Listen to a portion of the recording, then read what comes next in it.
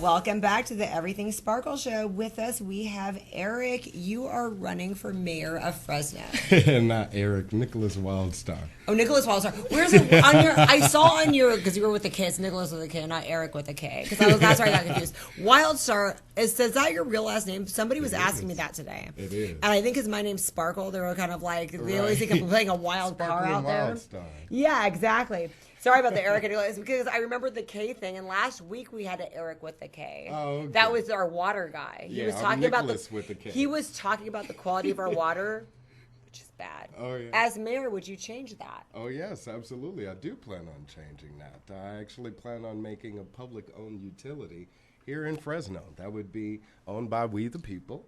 And this would Are you serious? Yes, absolutely. This would be our own power and water, owned by the people of Fresno. This was a great segue. If I didn't say your name wrong, I mean, we never would have gotten the water topic. That's good to know. So, wow. Have you been working on this for a while? Yes, absolutely. My platform has been available to the public ever since I've launched my campaign, but officially been available on my website, wildstar2020.com. Since the beginning of the year. But what have you been doing anyway? Like, where did you come from? All of a sudden, you're just doing so many things. Right? Wildstar fell out of the sky on Fresno. Well, I'm doing my best to be a guardian angel for the city. I actually ran for governor twice for the state of California. I was the Libertarian candidate in 2018, yes. And I moved here to Fresno with my wife and my son, Chancellor. We actually had our baby great here. name. I love that name, Thank Chancellor. you so much.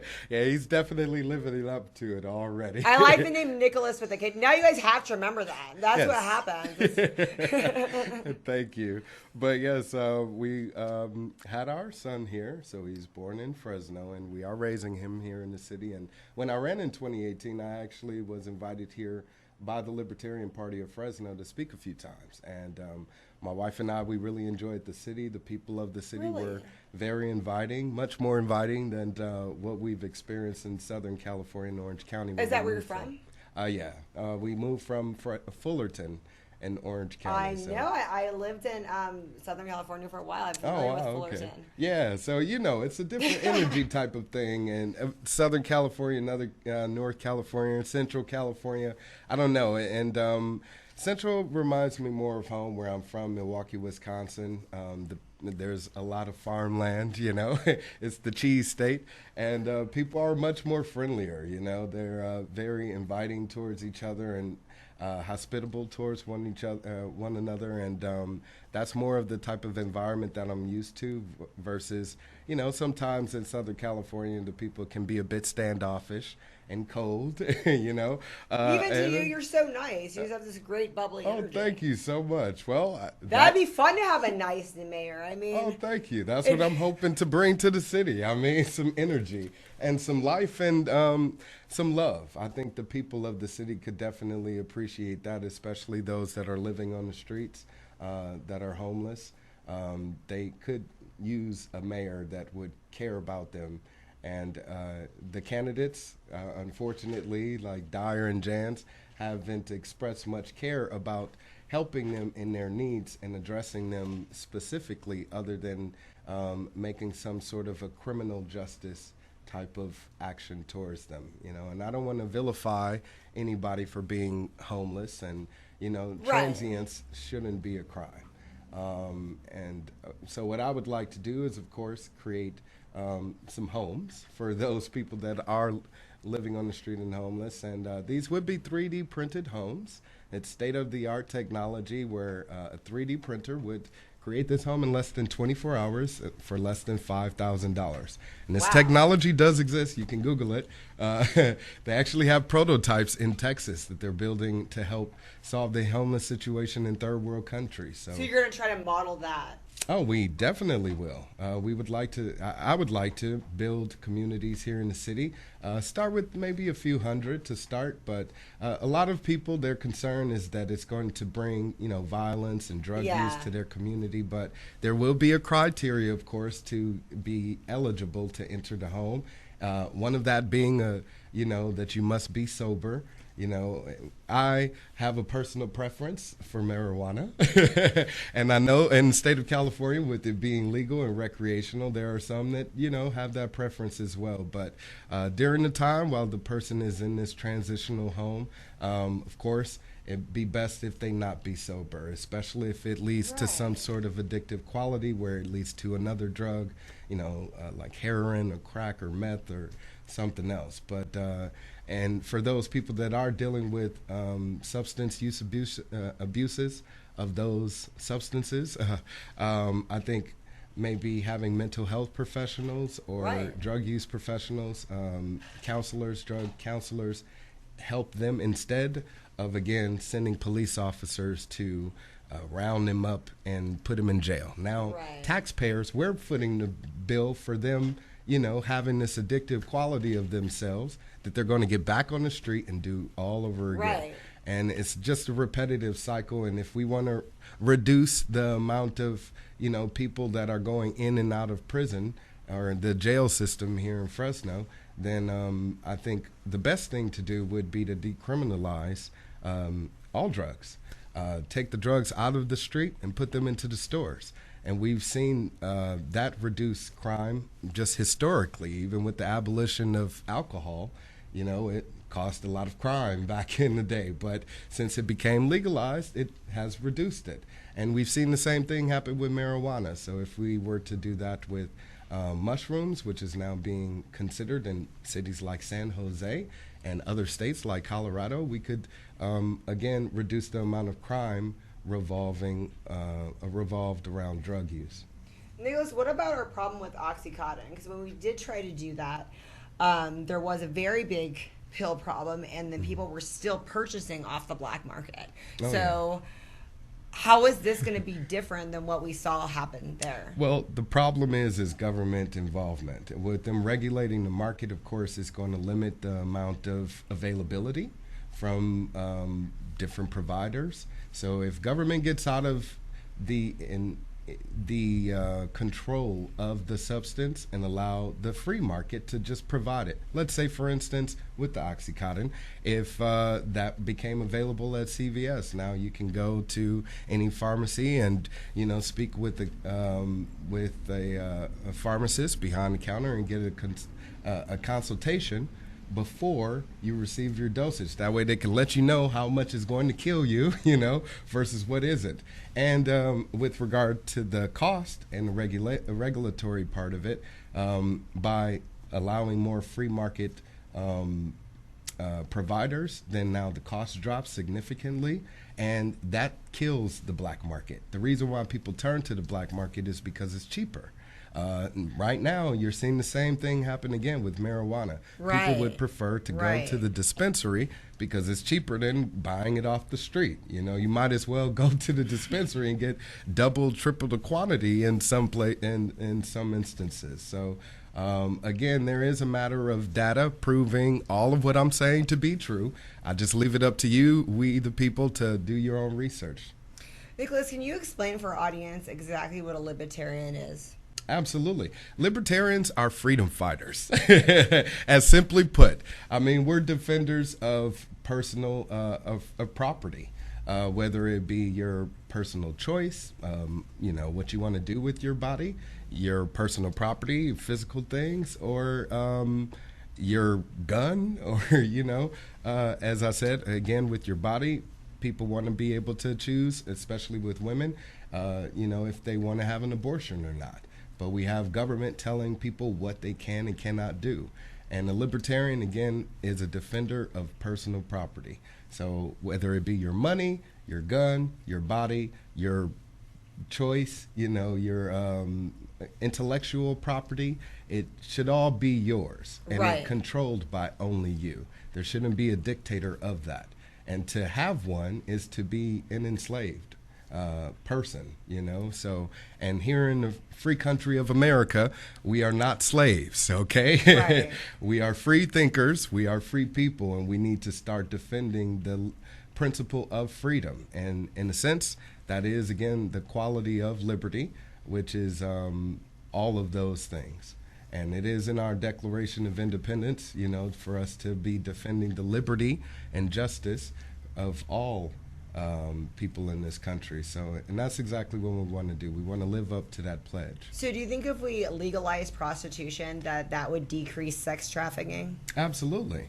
It would give officers an opportunity to focus more so on those men or women that may be forced into, you know, sex work, and or, you know, children that may be trafficked through either the state or through from another country. But it would give the opportunity for police officers, again, to focus more so on real criminals versus consenting adults choosing to, you know, engage in an activity that some may frown upon, just like marijuana or alcohol or tobacco. You know, I don't smoke cigarettes. I detest it completely, and, you know, abhor it. But anyone that does, that's their personal choice. And if they want to spend their money on doing so, hey, so be it. If it leads to their death, it's their choice. And, you know, and we don't see government dictating that person's personal choice, so why should they be dictating any other? So libertarians have risen. We have had some libertarian mayors in the past of different cities, not necessarily Fresno. Yes. So you're seeing it on the rise. What do you think of us having a libertarian president one day? Do you think that's a possibility? Absolutely. I'm seeing a lot of voters, younger voters, lean more towards libertarian, even if they are no party preference or claim to be more independent. They are sick of the two-party system. Right. And you know, the fighting between a Republican and Democrat has really turned people off to politics altogether. But they want to be involved in having a say in their community. So the Libertarians give them an opportunity to still express that voice politically, yet achieve those political goals that they want. And I think a lot of people are libertarians, but they're not voting that way because they think that there's no chance that they're going to win. So what do you say to people with that mindset? Well, of course, those people out there to say, hey, if you vote libertarian, you're still in front of Republicans or you're still in front of Democrats. Well, that's the point. Okay, is to take away votes from the opponent. You know, if I was a Republican running, my goal would be to take votes away from a Democrat and vice versa. Correct. So coming in as a candidate representing another party other than the two-party system, you still are giving we the people, you, the opportunity to choose.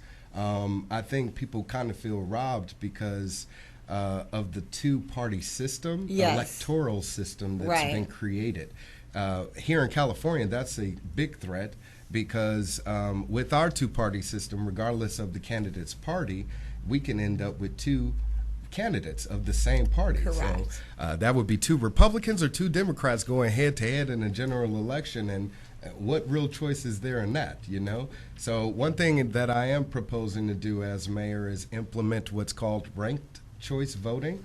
This would be an opportunity for every person in the city to vote for all of the candidates. You'd be able to rank them on how much you like them versus to how least you like them, you know? And because of that, that would equal the, you know, level of playing field. Now people don't feel so bad for, you know, picking one candidate that they might choose more than the other, but still giving some other guy that they like, such as myself, you know, an opportunity to get into office, you know. And this ranked choice voting has been implemented in cities like Oakland, you know, and we have had mayors in the state of California that are libertarian. Right. There's one by the name of Jeff Hewitt out of Riverside County, who's now a Riverside County supervisor. He was the mayor of Cali Mesa. And if you look at what Jeff Hewitt did in the city of Cali Mesa, that's exactly what I would like to do here in Fresno, is create some financial independence. He actually ended the pension for the fire CalPERS in Cali Mesa. And I know that may sound threatening to people. Oh, no, I don't want to lose my benefits. But think about it. We, the people, we're footing that bill. So if these are six-figure pensions that we're having to pay for, here in the city of Fresno, we have nearly 900 city employees that get paid over $100,000. That's ridiculous when the median income is around $30,000. Right. So that definitely needs to change. And if we, again, gave the people of the community an opportunity to actually start keeping some money in their pockets, I'm pretty sure they'd be more happy with that. That's what I want to do as mayor. Yeah, when I was talking to Alan Autry earlier today, we were talking about you. I said, well, what would you say? He goes, I actually like the Libertarian Party. He was saying that he veered off of saying, except for the drugs and the prostitutes. You know what I mean? So I think a lot of conservatives are leaning that way, and then I guess socially you get some of those Democratic votes, right? But fiscally, you're helping kind of like if you got to take something good out of the Republican Party that you guys kind of follow. Yes, and then absolutely. Socially you take a little bit out of the Liberal Party. Well, yeah, the libertarian philosophy, of course, is live and let live. We don't want anybody to be forced to do anything that they don't want to do. And I think that's the problem, that the turnoff that people kind of feel with the Republican Party is they want to allow people to be able to express their personal choice, whatever it be. Whether it be a sexual orientation, or personal preference of a pastime preference such as marijuana, or a prostitute. Hey, but anyway, so with libertarians, we again feel like live and let live. If you're not hurting me, hey, do as you please. Exactly. But when it comes to funding those, those choices of yours, you should be able to fund them. I don't want to fund that bill.